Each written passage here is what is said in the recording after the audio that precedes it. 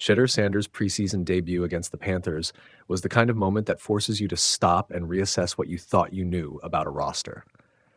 The box score is clean and straightforward. 14 for 23, 138 yards, 2 touchdown passes, 2 sacks, 0 turnovers. But the real story is in the tape, the context, and the questions it now creates for Cleveland's quarterback room. Start with context. Sanders wasn't supposed to be the guy on Friday. Injuries to Kenny Pickett and Dylan Gabriel thrust him into the starting role, and he'd hardly taken first-team reps in camp. So 2 things are immediately true. 1, the Browns didn't prime him for starter minutes. 2, the sample we saw is both impressive and wildly imperfect for evaluation purposes. Preseason defenses are deliberate in what they show, and offenses script to create manageable reads for backups. That said, he still had to execute, make decisions, and handle live rushes. And on those counts, he earned real credit. On the positive side, his fundamentals looked surprisingly polished for a 5th-round rookie with limited camp exposure. Sanders showed a quick, compact release on short to intermediate throws, the 10-20-yard window where NFL games are often won. His first TD on the bootleg to Caden Davis was an example of patience and placement. He rolled, saw the pocket widen, and threaded a back-of-the-end-zone dart in traffic. The second was a cleaner demonstration of pocket mechanics. He set his feet, delivered a firm, accurate strike into a crowded end zone. Those aren't fluke plays. They're teachable mechanics executed in a live setting. Pocket awareness was another encouraging sign. Multiple times he absorbed pressure, reset his feet, and refired. He scrambled for a 3rd and 9 conversion. Not because he's an elite runner, but because he made the right read and kept his eyes downfield during the run. That suggests he can operate off script at a level beyond your typical developmental arm. Joe Flacco's post-game comment about Sanders getting the ball out quickly aligns with what we saw, a rookie prioritizing rhythm throws and avoiding gift interceptions. But let's be as blunt about limitations as we are about the positives. Sample size is small, and preseason defenses are gentle compared to what he'll face in real games. The Panthers weren't dialing up heavy disguise blitzes for long stretches. Cleveland's calls were designed to help him. 2 sacks on the night also highlight a vulnerability. Under sustained rush or with OL breakdowns, he paused and held longer than ideal on certain plays, most notably on a 4th down sequence where pressure built and he retreated too far before throwing incomplete. NFL coordinators will exploit that hesitation. Decision-making under disguised pressure remains the most important open question. In a sanitized setting, he read keys well, but the bigger test, stunt-heavy rush packages, delayed linebackers, late coverage rotates, hasn't been applied to him yet. Will he anticipate and throw through pressure? Will he recognize and throw away from potential pick routes? Early signs are promising, but he needs reps against first-team defenses and more complex blitz schemes to solidify trust. Chemistry with receivers is another piece that can't be rushed. Sanders hit several timing throws and showed a feel for back shoulder windows. That suggests he's doing the homework on route stems and timing, even with limited first-team work. Still, sustained rapport with the offensive line and his primary targets comes from repetition. If the Browns increase his live reps in practice, especially against their starting defense, the curve could steepen quickly. The staff's decision to give him reps against the Eagles next week isn't accidental. They want to accelerate evaluation in meaningful environments. From a roster and organizational standpoint, Sanders' debut creates real headaches and opportunities for Cleveland. He's cheap and under team control for years, which is invaluable compared to a veteran with short-term guarantees or a higher drafted young QB with fewer team-friendly years. If the film continues to trend upward, if he demonstrates consistent 3rd down efficiency, 2-minute mastery, and turnover avoidance, keeping him on the 53-man roster makes strategic sense. You're buying upside with minimal financial risk.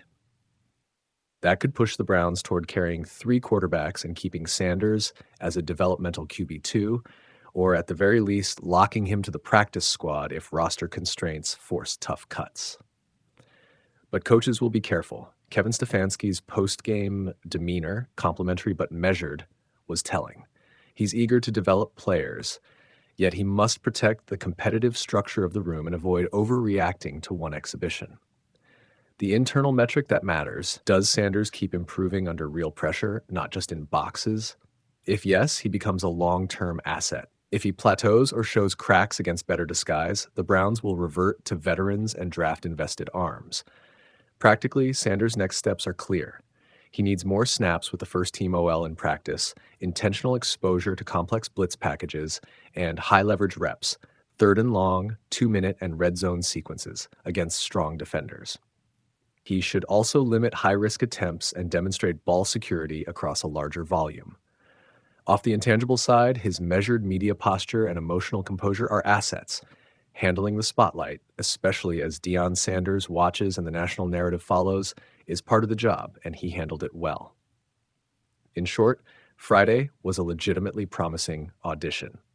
Shedeur Sanders didn't just flash, he put down reliable building blocks, timing, placement, pocket feel, that merit continued investment from Cleveland. But this is the beginning, not the verdict. The Browns now face a more complicated evaluation calendar. More reps, tougher defenses, and real roster decisions looming. If Sanders continues to answer with consistent, controlled growth, the quarterback conversation in Cleveland will shift from curiosity to genuine competition. If he stumbles under escalating pressure, the franchise will likely prioritize veteran certainty. For now, he's earned the right to be watched closely, and that alone changes the calculus. For the first time this preseason, a fifth-round rookie dominated the conversation on a Friday night, and for good reason. Cleveland Browns rookie Shedeur Sanders made his NFL debut against the Carolina Panthers and delivered a promising performance. Thrust into the starting role after injuries to Kenny Pickett and Dillon Gabriel, Sanders completed 14 of 23 passes for 138 yards and 2 touchdowns, with 2 sacks and no turnovers in roughly 3/4 of play. Sanders was efficient in the first half, going 11 of 18 for 103 yards, 2 scores, and a 113.9 passer rating. He finished the evening 14 of 23 for 138 yards and the 2 TDs before Tyler Huntley took over and went 3 of 5 for 35 yards in relief. It wasn't a flawless outing. Sanders made a few rookie mistakes early, but he showed poise, mobility, and a feel for the offense that stood out given how little first-team work he'd received in camp. His first drive included antsy moments, an early high pass that fell off Deontay Johnson's hands, and a third-down throw that came up just short of the marker. On his second series, though, Sanders ran for a clutch first down on 3rd and 9, keeping the drive alive and demonstrating an ability to make plays with his legs when the pocket collapsed. Sanders' first touchdown began on a play-action bootleg. Rolling left, he waited for receiver Caden Davis to settle in the back of the end zone and put a touch pass between defenders for the score. The second touchdown later in the quarter showcased his pocket movement and accuracy. Sanders worked through pressure, set his feet, and fired a strong on-target pass to Davis in the end zone. There were also flashes of bigger-time play. Facing pressure, Sanders rolled right and connected on a 30-yard strike to Luke Floria, who hauled in a one-handed catch that created a big gain. He completed a timely intermediate throw to Gage Larvadain on a 3rd down play out of his own end zone as well. Sanders acknowledged he didn't feel as sharp as the box score might suggest. "I don't feel like I was sharp at all, honestly," he told sideline reporter Aditi Kinkhabwala. "I think I was okay today. Next opportunity I get, I have to build on this one." Joe Flacco, watching from the sideline, praised Sanders' quick decision-making. "He's getting the ball out of his hands early in the down," Flacco said. "He's also been able to show he can move around a little bit." Given the Browns' crowded quarterback room and the veteran presence of Flacco, Sanders' audition won't automatically change the depth chart. Still, with 2 more preseason games to go and additional reps coming, including another chance next week against the Eagles, Friday night provided Sanders with meaningful tape and a reminder that when his number is called, he can perform under pressure.